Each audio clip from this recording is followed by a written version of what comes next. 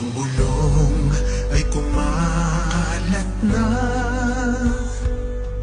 isa ang nais nila,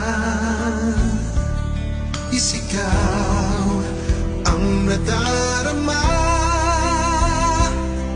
Pilipinas muling magsama-sama, Pilipinas